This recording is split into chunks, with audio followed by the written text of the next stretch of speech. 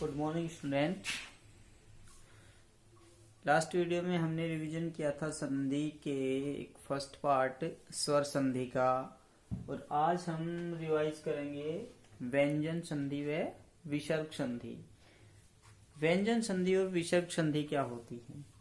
जैसा कि नाम से ही प्रतीत होता है, व्यंजन संधि यानी कि व्यंजन के मेल से जो परिवर्तन होगा वो व्यंजन संधि होगी। तो व्यंजन संधि में क्या होता है कि जब किसी व्यंजन का व्यंजन से मेल होता है या किसी स्वर से मेल होता है और उसमें जो परिवर्तन होता है उसे क्या कहते हैं? व्यंजन संधि कहते हैं। इसके कुछ रूल्स हैं, कुछ नियम हैं जिनको हम फॉलो करते हैं, जिनका हम अनुसरण करते हैं, तो उससे जो परिवर्तन होगा वो यहाँ पे दिखाया गया है। तो आइए इसके बारे में पढ़ते हैं। पहला नियम क्या कहता है कि जब क्या हो कै च टे तै और पै के बाद वर्ग का तीसरा या चौथा अक्षर हो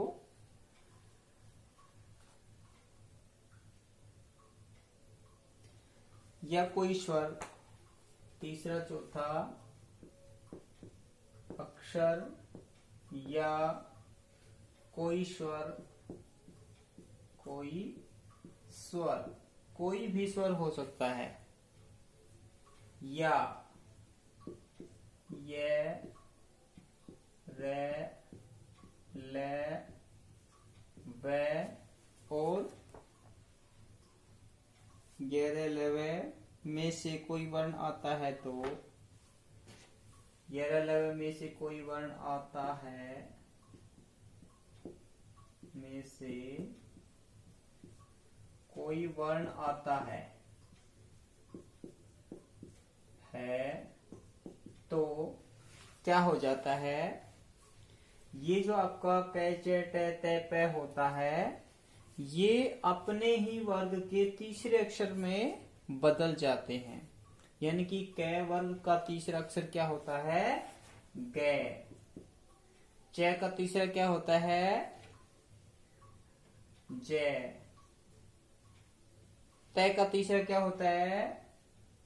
दे। तय का तीसरा क्या होता है? सॉरी, इसका रह गया। तय का तीसरा क्या होता है? दे। तय का इसका क्या होता है? दे। और इसका क्या होता है? बे। ये परिवर्तन हो जाते हैं। किसके स्थान पे हो जाते हैं भाई? इनके स्थान पे। कै के स्थान पे क्या हो जाता है? गे। इसके स्थान पे ये, इसके स्थान पे ये, इसके स्थान पे ये और इसके स्थान पर ये हो जाते हैं। कब?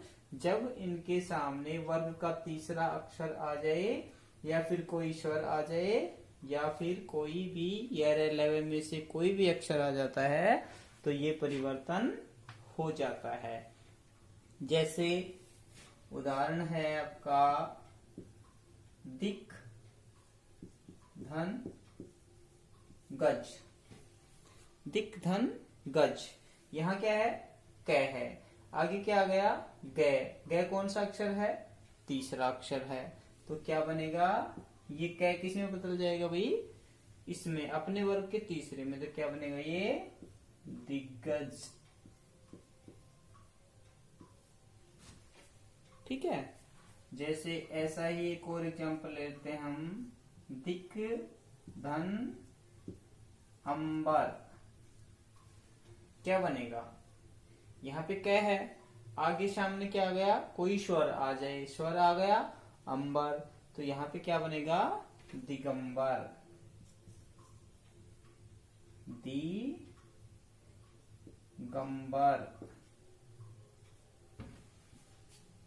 तो इस तरह से यहाँ पे ये परिवर्तन होता है नियम नंबर 1 के अनुसार।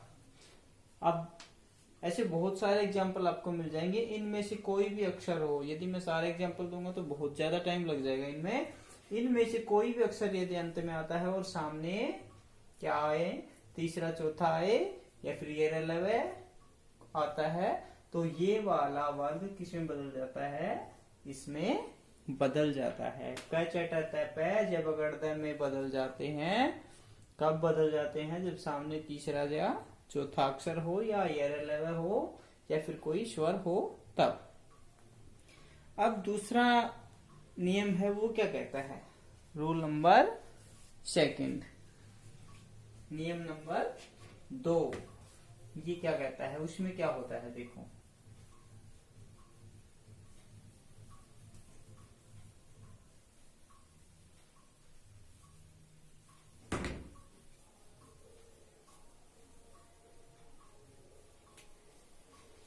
ये सारे रूल रेगुलेशन आपकी बुक में दे रखे हैं, आप वहां पे पढ़ सकते हो। मैं यहाँ पे आपको केवल एग्जांपल करके दिखा देता हूँ। नियम नंबर 2 कहता है कि व्यंजन का व्यंजन से यदि किसी वर्ग के प्रथम वर्ण के बाद उसी के चटतप के बाद, यदि का चा टा ता पा के बाद क्या आए, न या म आए, तो क्या होता है, का चटा तप के बाद न या म आए तो वहां पे क्या परिवर्तन होता है, तो वर्ग का प्रथम वर्ण अपने वर्ग के 5वें अक्षर में बदल जाता है। किसमें बदल जाता है भाई, ये अपने वर्ग के 5वें में। जैसे क के स्थान पे क्या हो जाएगा, अंग, च के स्थान पे क्या हो जाएगा, या, ट के स्थान पे क्या हो जाएगा, और त के स्थान पे क्या हो जाएगा, न, और प के स्थान पे क्या हो जाएगा, म। कब हो जाएंगे, जब इनके सामने न या मैं आते हों। जैसे उदाहरण है आपका वाक धन में, वाक धन में सामने क्या आ गया, मैं, इधर क्या है, क क्या है, वर्ग का पहला अक्षर है, तो सामने मैं आने की वजह से ये किसमें चेंज हो जाएगा, आपका अंग में, वांग में, ये बनेगा। तो इस तरह से किसी भी क चट त प के बाद यदि न या मैं आते हैं तो ये अपने वर्ग के 5वें बदलेंगे। यानी कि इसका 5वां क्या है, ये है, इसका 5वां ये है, इसका 5वां ये है, इसका 5वां ये, और इसका 5वां ये है। इनमें परिवर्तन हो जाएगा। ये था नियम नंबर 2। नियम नंबर 3 क्या कहता है कि तय के बाद जय हो तो, नियम नंबर 3 में है तय के बाद जय हो तो क्या परिवर्तन होता है। यदि तय के बाद जय हो तो क्या होता है भाई, तय किस में बदल जाता है, तय के स्थान पर जय हो जाता है। यदि तय के सामने जय आ जाए तो पहले वाले तय जो ये तय है इसके स्थान पे क्या हो जाता है, जय हो जाता है। जैसे सत धन जन, सामने जय आने से तय किस में बदल जाएगा, जय में, बराबर क्या बनता है, सज्जन। ये था आपका नियम नंबर 3। ऐसे बहुत एग्जाम्पल मिलेंगे। जगत धन जननी, जगत धन जननी, क्या बनेगा, जगत जननी, जगत जननी, ये एग्जाम्पल होगा। तो कहीं पर भी आपका तय के सामने जय आ जाता है तो वहां पे तय किस में बदल जाता है, जय में बदल जाता है। अगला रूल कहता है आपका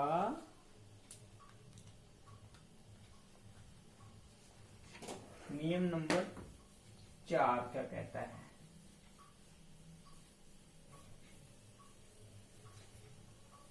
यदि तय के बाद डे हो तो तय के बाद क्या आ जाए?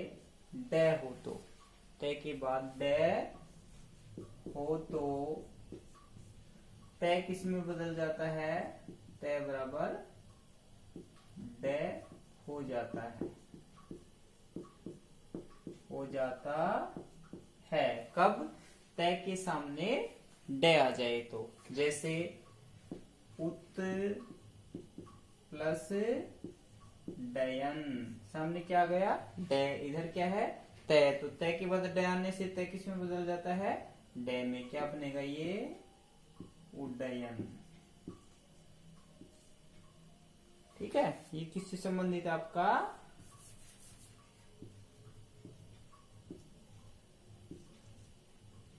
उड्डयन, उड्डयन। ठीक है, ये तय से संबंधित रूल है। तय के बाद क्या आ जाए? जय आए तो तय का जय हो जाएगा, डे आए तो डे हो जाएगा। एक रूल है, तय के बाद यदि चय आए तो क्या हो जाता है? वो भी तय चय में बदल जाता है। तय के बाद श और चय आने पर,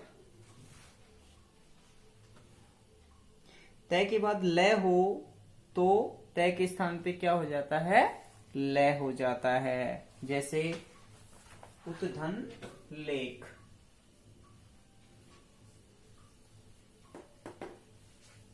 तय के बाद क्या आए? लय। लय हो तो क्या हो जाता है? तय किस में बदल जाता है? लय में। तय बराबर लय। जैसे उत धन लेख, क्या बनेगा? तय के सामने लय आ गया तो ये किस में बदलेगा? लय में। क्या बनेगा? उल्लेख। ठीक है, अगला रूल कहता है कि तय के बाद श हो तो तय के स्थान पे च और स के स्थान पे छ हो जाता है। देखो यहां पे दो परिवर्तन होंगे।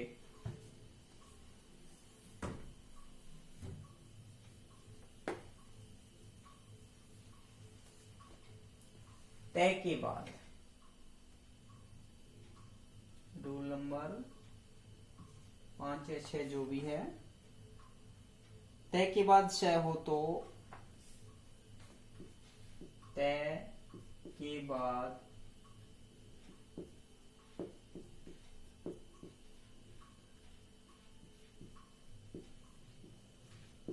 श, तय के बाद श हो तो तय के स्थान पर च। तय के बाद श हो तो क्या होता है? तय के स्थान पे च।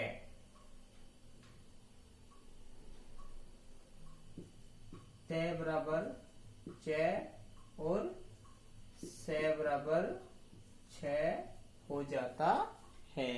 यदि तय के बाद स हो तो तय के स्थान पे च हो जाता है और स के स्थान पे छ हो जाता है। जैसे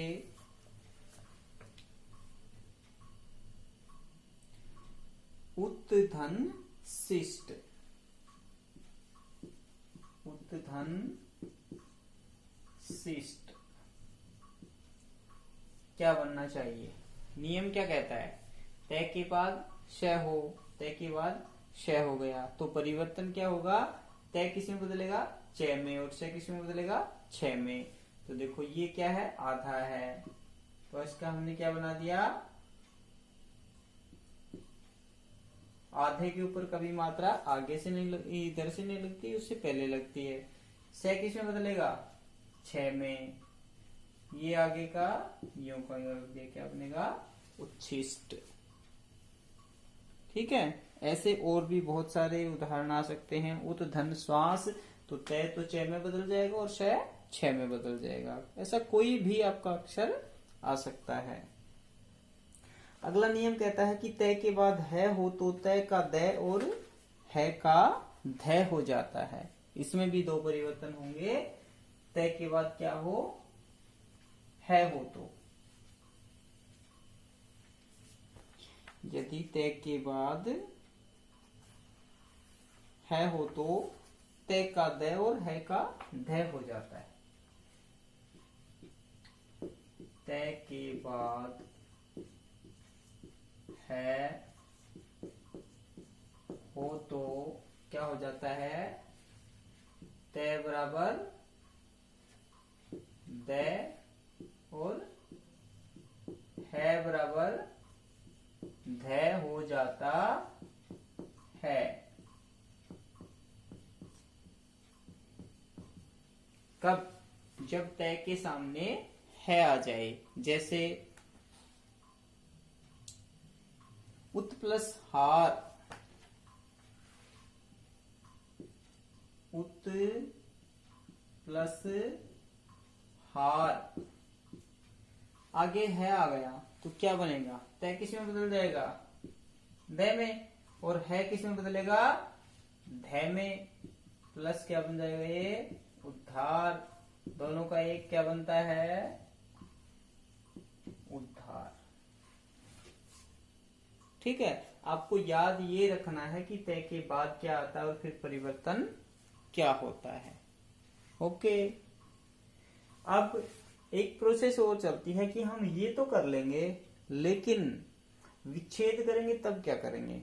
तो विच्छेद करो या संधि करो, वहां पे यदि परिवर्तन तो होना निश्चित है, परिवर्तन होगा तो ही संधि होगी, अन्यथा संधि नहीं होगी। तो यहाँ पे आपको ये सोचना है कि ये उद्धार जो बना है, यदि संधि करेंगे तो फिर इसका क्या बनना चाहिए, उत प्लस हार बनता है तो शुद्ध है, और आप उद प्लस धार बनोगे तो कोई संधि हुई ही नहीं है, परिवर्तन तो कुछ हुआ ही नहीं। तो परिवर्तन नहीं हुआ है मतलब संधि नहीं होती है। तो आपको ध्यान ये रखना है कि आपको परिवर्तित रूप ही लिखना है, और परिवर्तन यदि आपका नियम के अनुसार होता है, नियम आपका वहां पे लागू होता है तो परिवर्तन सही है, अन्यथा परिवर्तन भी आपका गलत होगा। और परिवर्तन नियम के अनुसार है तो आपका विच्छेद भी सही होगा। तो संधि करना आसान है, विच्छेद करने में आपको थोड़ी सी दिक्कत आएगी। वहां पे आपको ये समझना है कि परिवर्तन रूल कौन सा यहाँ पे फॉलो किया गया है। तो उद्धार का संधि विच्छेद करना है, या कोई भी शब्द आ सकता है जिसका संधि विच्छेद करना है, तो वहां पे आपको कोई भी किसी भी प्रकार का नियम मिल सकता है। वो स्वर संधि भी हो सकती है, वो व्यंजन संधि भी हो सकती है, वो विसर्ग संधि भी हो सकती है। उसके लिए शर्तें ये हैं कि आपको सारे रूल्स याद करने होंगे, जिससे आप परिवर्तन को समझ सकते हो और कर सकते हो। अब अगला रूल क्या कहता है, यदि स्वर के बाद छ हो तो च और छ हो जाता है। यदि स्वर के बाद छ हो तो, व्यंजन का नियम है ये कि सामने कोई स्वर हो और उसके बाद फिर छ आ जाए, तो दोनों के स्थान पे छ से पहले क्या आ जाता है, छ आ जाता है। सॉरी, छ से पहले आधा छ और आ जाता है। स्वर के बाद का मतलब समझ रहे हो ना, कि आगे जो जुड़ने वाला, जिन दो को हम जोड़ेंगे जिसके बीच में आपका ये प्लस का निशान लगता है, इसके इस तरफ का जो होता है वो बाद वाला होता है। तो स्वर के बाद यदि छ हो तो क्या हो जाता है, छ हो जाता है, यानी कि छ से पहले एक छ और जुड़ जाता है। जैसे वी प्लस छेद हो तो यहां पे लिख देता हूं मैं, छ हो जाता है, यानी कि च का आगमन हो जाता है, एक आधा च नया आ जाता है। कब, यदि स्वर है, वह वी के अंदर स्वर है प्लस छेद, तो यहाँ ई है और यहाँ आगे क्या हो गया, छ हो गया, तो फिर क्या बन जाएगा, ये च और आ जाएगा यहाँ पे, ये बनेगा विच्छेद। ये था आपका व्यंजन संधि का ही एक नियम। अब है मैं के बाद यदि स्पर्श वर्ण का कोई भी व्यंजन आए, अगला नियम कहता है कि मैं के बाद स्पर्श व्यंजन का कोई भी वर्ण आए, अंत में मैं हो, क्या हो, अंत में मैं हो, मैं के बाद, मैं के बाद क्या आए, स्पर्श व्यंजन का। स्पर्श व्यंजन क्या होते हैं, कै से लेकर के मैं तक के सभी वर्ण स्पर्श व्यंजन कहलाते हैं। तो मैं के बाद यदि कै से लेकर मैं तक, कै से मैं तक कोई भी व्यंजन आए, तो मैं का अनुस्वार अथवा बाद वाले वर्ण के वर्ण का पंचम वर्ण हो जाता है। मैं का या तो अनुस्वार हो जाएगा, यहाँ पे दो हो सकते हैं, ऑप्शनल होता है। यदि मैं के बाद कोई भी स्पर्श व्यंजन आता है तो मैं का अनुस्वार अथवा बाद वाले वर्ण के वर्ण का पंचम वर्ण हो जाता है, जैसे अहंकार या अहंकार। बात समझ में नहीं आई होगी आपको, देखो एग्जाम्पल से समझेंगे। अहम, धन, कार, अंत में किसी भी अक्षर के मैं आ जाए और मैं के बाद कै से लेकर के मैं तक का कोई भी वर्ण आ जाए, तो वहां पे क्या परिवर्तन होता है, वहां दो परिवर्तन होते हैं। क्या होते हैं वो दो परिवर्तन, या तो ये मैं अनुस्वार में बदल जाएगा, या फिर इस मैं के स्थान पर सामने वाले अक्षर का पांचवा अक्षर हो जाएगा। ये परिवर्तन हो गए। जैसे या तो ये क्या बन जाएगा, अनुस्वार, और इसमें ये जुड़ जाएगा, या तो ये बनेगा अहंकार।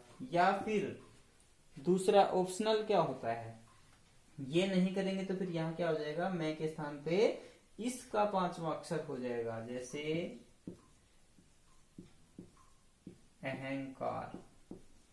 ऐसे शब्द आपको ज्यादातर संस्कृत भाषा में मिलते हैं। संस्कृत में इस तरह से लिखा जाता है, हिंदी में इस तरह से लिखा जाता है। आपका राइट है और ये भी आपका राइट है, आप दोनों कर सकते हो। कब कर सकते हो, जब मैं के बाद कैसे लेकर के मैं तक का कोई भी अक्षर आता हो।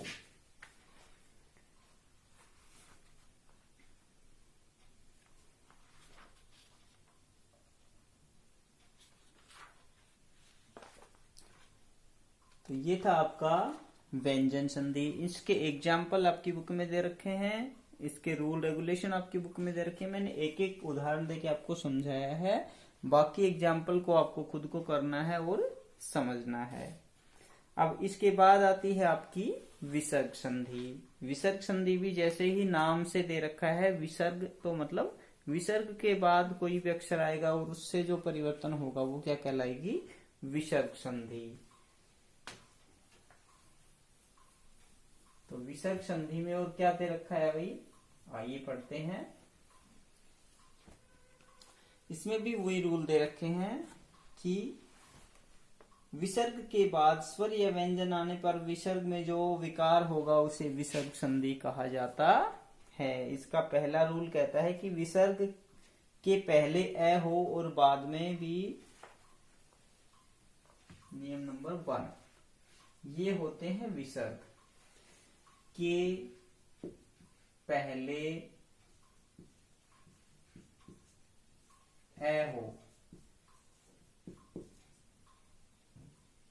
और बाद में ए हो या और क्या हो, ए अथवा तीसरा चौथा और पांचवा अक्षर आए, ए हो या वर्ग का, वर्ग मतलब कै वर्ग, टे वर्ग, चे वर्ग, इनका वर्ग का तीसरा चौथा या पांचवा अक्षर आए तो क्या परिवर्तन होगा? विसर्ग किस में बदल जाता है? ओ में बदल जाता है। यदि विसर्ग के पहले ए हो और उसके बाद में भी ए हो, या फिर वर्ग का तीसरा चौथा या पांचवा अक्षर हो, या फिर और भी कुछ आएगा, या फिर यर लव है हो, पांचवा अक्षर हो, या फिर ये रे ले व और है हो, तो क्या परिवर्तन हो जाता है? विसर्ग के स्थान पे ओ हो जाता है। जैसे मने, धन, बल। रूल क्या कहता है? यहां विसर्ग हो और विसर्ग के बाद क्या हो? विसर्ग के पहले ए हो, मने में, ने में ए है, उसके बाद विसर्ग है, उसके बाद क्या हो? वर्ग का तीसरा चौथा या पांचवा अक्षर हो, तो बै क्या होता है? पै वर्ग का तीसरा अक्षर है बै, तो फिर ये इसकी वजह से ये किसमें बदल जाएगा? ओ में। क्या बनेगा ये? मनोबल।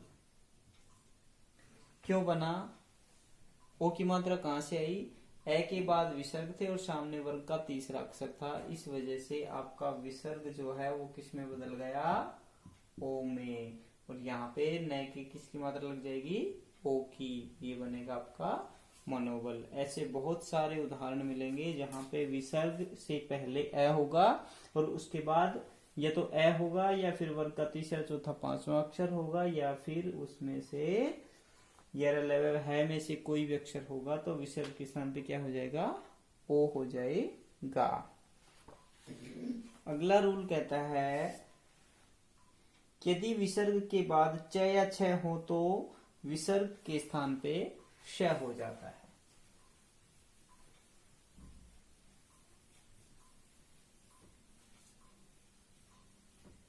क्या हो? विसर्ग के बाद च या छ हो, विसर्ग के बाद च या छ हो तो विसर्ग बराबर क्या हो जाता है? श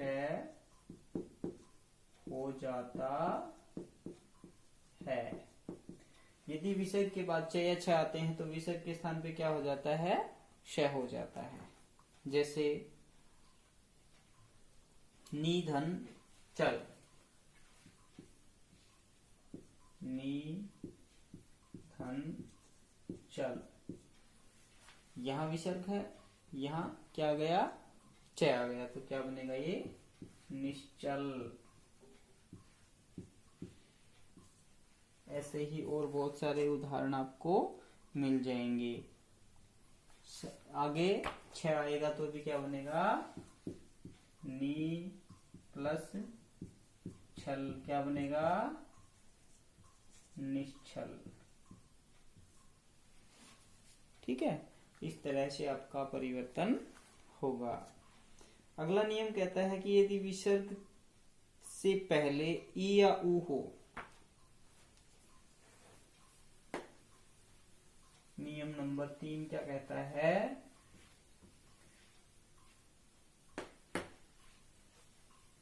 कि विसर्ग से पहले, विसर्ग से पहले क्या हो?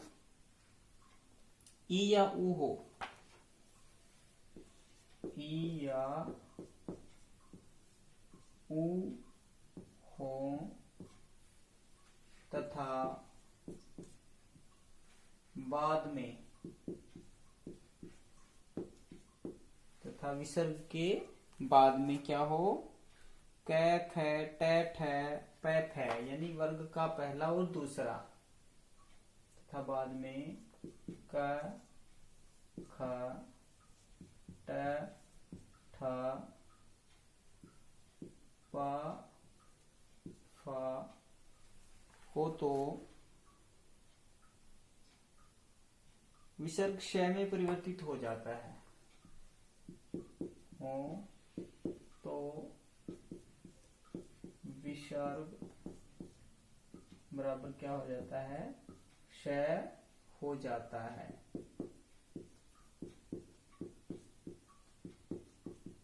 जैसे उदाहरण है आपका धनु प्लस टंकार है, धनु प्लस टंकार। यहाँ क्या है, विसर्ग से पहले ऊ है, आगे क्या आ गया, ट आ गया, तो क्या बन जाएगा ये,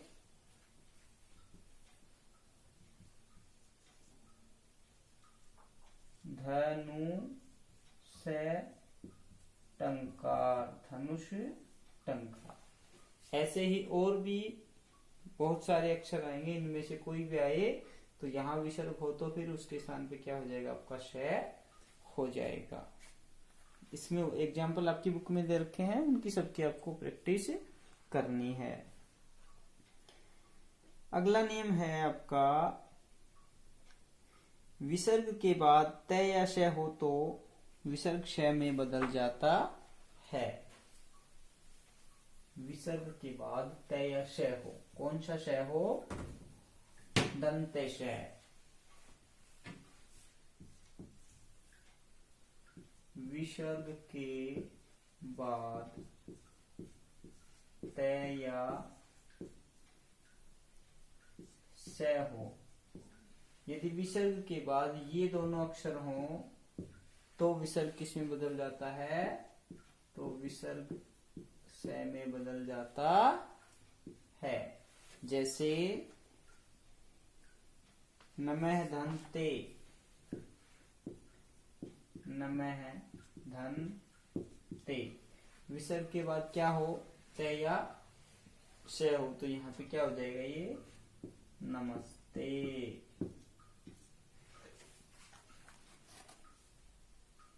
दूधंतर, दूधंतर, तो फिर क्या हो जाएगा, दुस्तर।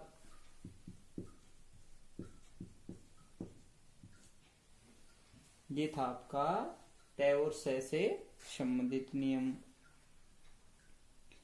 अब कहता है कि यदि ऊ के बाद विसर्ग हो और विसर्ग के बाद र हो, अगला नियम क्या कहता है कि ऊ के बाद विसर्ग हो, पहले क्या हो, ऊ, ऊ के बाद विसर्ग हो और क्या हो, ऊ के बाद विसर्ग हो और विसर्ग के बाद र हो, और विसर्ग के बाद र हो तो ई, यहाँ पे ई भी आएगी, ई तथा ऊ के बाद विसर्ग हो और विसर्ग के बाद र हो तो ई और ऊ किस में बदल जाएंगे, ई और र आए तो ई और ऊ बड़ी ई और बड़े ऊ में बदल जाते हैं।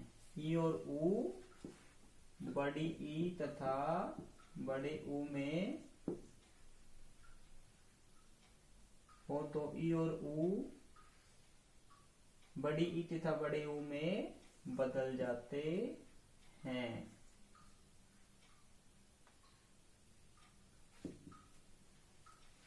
में बदल जाते हैं। देखो कैसे, विसर्ग है, विसर्ग के बाद क्या आ जाए,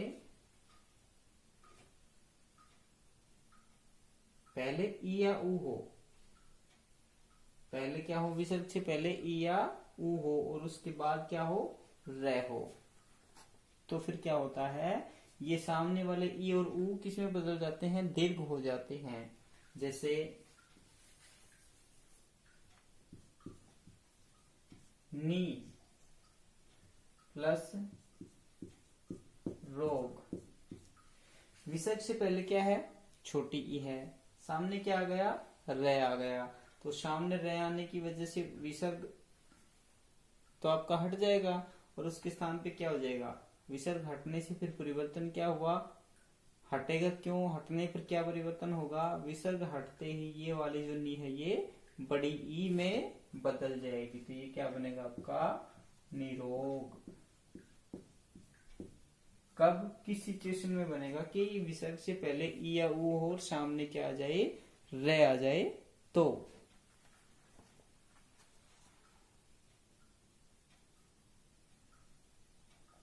लास्ट नियम है एक, वो क्या कहता है कि विसर्ग के पहले ए हो और बाद में,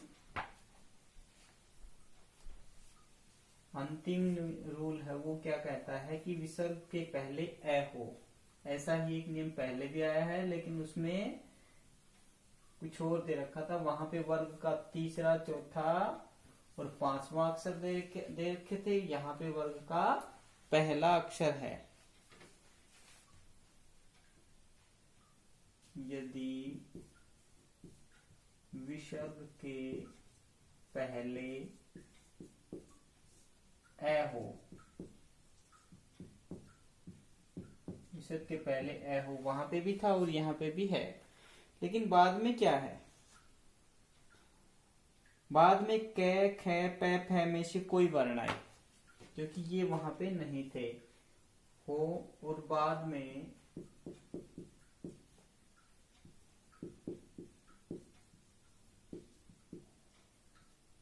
का, खा, पा, फा, इनमें से कोई भी अक्षर आए तो क्या परिवर्तन होता है, तो फिर विसर्ग ज्यों का त्यों ही बना रहता है, विसर्ग में कोई परिवर्तन नहीं होता। जैसे प्रातः धन कार, प्रातः में तय में विसर्ग है, सॉरी तय में ए है और उसके बाद विसर्ग है, तो विसर्ग से पहले ए आ गया और सामने क्या आ गया, क आ गया। तो यहाँ ए हो और सामने फिर क आ जाए तो इसमें कोई परिवर्तन नहीं होता, ये वैसे का वैसा ही रहता है, ये जुड़ जाएगा लेकिन यहाँ पे विसर्ग नहीं हटेगा। जैसे अधैव धन पतन, अधैव धन पतन क्या बनेगा, अधैव पतन। अब यहाँ पे देखो, आपको एक उदाहरण और देता हूं मैं। एक हमने शब्द लिखा अधैव धन गति, यहाँ पे ओ हो जाएगा, अधो गति, यहाँ पे ओ हो गया लेकिन वहां पे ओ नहीं हुआ। तो दोनों में अंतर क्या हुआ, यहाँ क्यों नहीं हुआ, क्योंकि यहाँ पे सामने पै है और पै क्या है, वर्ग का पहला अक्षर है। जबकि यहाँ पे क्या कहता है कि विसर्ग से पहले यदि ए हो और उसके बाद क्या हो, वर्ग का तीसरा अक्षर हो, तो गए क्या है, तीसरा है। तो तीसरा अक्षर आने की वजह से तो ओ हो गया, लेकिन यहाँ पे तीसरा नहीं था, पहला अक्षर था, इसलिए विसर्ग में कोई परिवर्तन नहीं हुआ। तो आपको ये ध्यान रखना है कि सर यहाँ पे भी अधेय था, वहां पे भी अधेय था, तो फिर यहाँ ओ क्यों हुआ, वहां ओ क्यों नहीं हुआ। वहां ओ इसलिए नहीं हुआ क्योंकि सामने पै है, यहाँ पे किस लिए हुआ, क्योंकि यहाँ पे विसर्ग के बाद क्या है, वर्ग का तीसरा अक्षर है। और रूल, ये आपको रूल बिल्कुल याद करने पड़ेंगे, क्योंकि रूल ये कहता है कि यदि वर्ग का तीसरा अक्षर आएगा और उससे पहले, विसर्ग से पहले ए होगा, तो फिर विसर्ग किसमें बदलेगा, ओ में बदलेगा। तो ये थे आपके विसर्ग संधि और उसके नियम। आपकी बुक में जितने भी रूल रेगुलेशन दे रखे हैं संधि से रिलेटेड, जितने उदाहरण दे रखे हैं, विच्छेद करके देखना है, संधि करके देखनी है, दोनों तरीके से आपको याद करना है, अच्छे से प्रैक्टिस करनी है। इसमें से ही आपके क्वेश्चन आएंगे। तो आपको विच्छेद पे भी फोकस करना है और संधि पे भी फोकस करना है कि जोड़ेंगे तब क्या बनेगा, और जुड़े हुए को तोड़ना है तो फिर उससे वो टूटेगा कैसे, उसमें परिवर्तन कैसे होगा। तो ये था आपका आज का संधि का कंप्लीट रिवीजन। प्रैक्टिस आप लोगों को करनी है। Okay, all the best.